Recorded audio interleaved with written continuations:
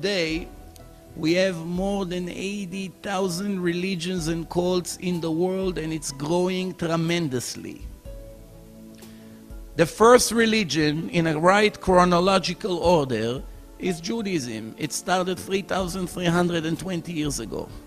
There were many cults before that, as the Torah describes. People worship the sun, they worship the moon, all kinds of false belief. But the first public religion that started in front of millions of witnesses 3,320 years ago is the Torah. It's the foundation of Judaism. Then only 1,300 years later, about 2,000 years ago, Christianity started. Islam is less than 1,400 years old. So basically Christianity is only 1,300 years after Judaism started. And Islam is 2,000 years approximately after Judaism started. What about Buddhism? There was a person named Buddha 2,400 years ago. So that's still 900 years after Judaism started. What's the main difference between Judaism to all the other 80 religions and cults that started after? One of the main differences is that every other religion and cult started with the story of one person.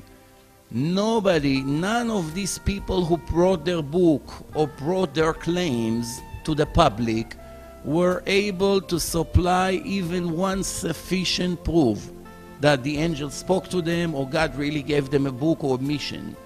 None of them. I'll give you an example. Obviously, we don't have time to waste on reviewing 80,000 religions and cults, so we'll speak about the three major one or the fourth major one. We'll start with Islam. In Islam, the story is that one day Muhammad came and claimed that Angel Gabriel gave him the Quran. And that's how it starts, and he nominated him to be another prophet after all the prophets. He never claimed that what took place until now was incorrect. The opposite. In the Quran, major parts of it speaking about God gave the land to the Jews, and Moses, which they call him Musa, but it's the same person, is the prophet of God. And if we have questions from the Quran, we have to review in the Torah. This is all appear in the Quran. And there's no doubt that the Torah was given to the Jews. He just claimed that he is another prophet of the list, the last one. Did he bring any witness that the angel gave him the Quran? The answer, absolutely not. Not even one witness. Later, when we review the Quran, we find many human errors. And I have all the sources with the surahs where it appears in the Quran. It can be reviewed. So, no witnesses. We're reviewing the book, we see human errors. Is it possible to think that God make such human errors? Let's give one or two examples of what does it mean, human errors.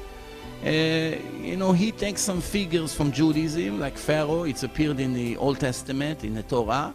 And he's speaking about Pharaoh has a meeting with Haman. Haman was a minister in the time of Persia, in the king Ahasuerus.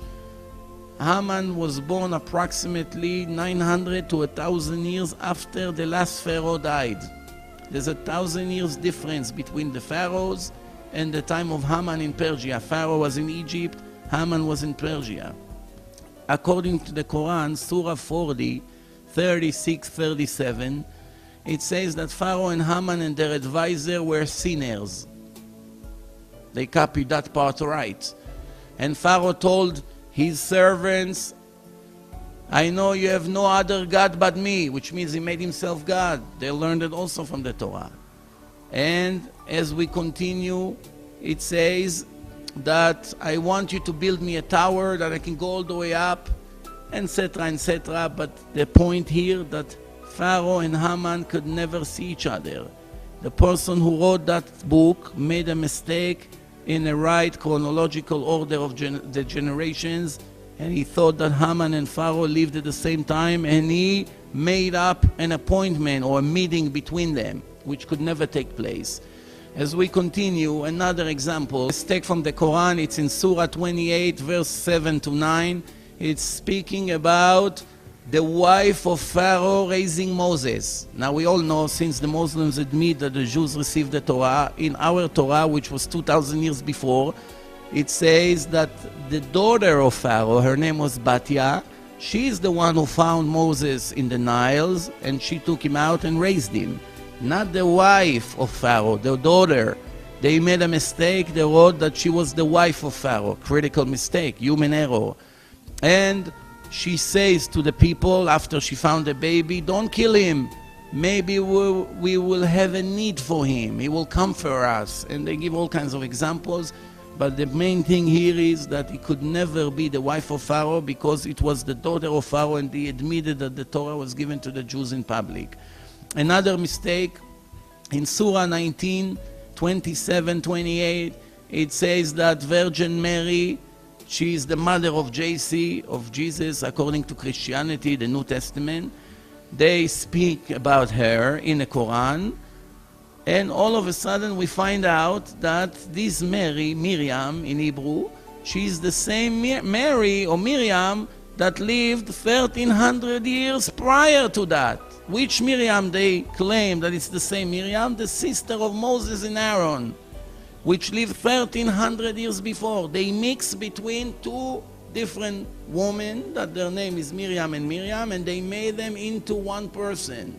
And they claim now that Mary or Miriam, she brought the baby in her hand to the people of their town, and they say, oh, Maria, what did you bring here?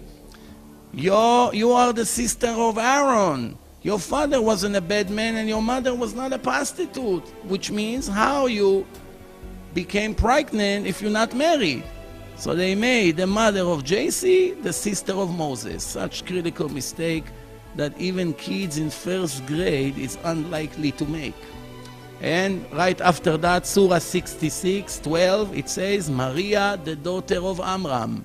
Amram is the father of Moses and Aaron. So obviously, they mix between those two individuals. And obviously, God cannot make such foolish mistakes. Many other examples, but of course this is not the subject of this lecture. I just use it as an example for us to understand how do we define human errors in a book that claims to be the work of God.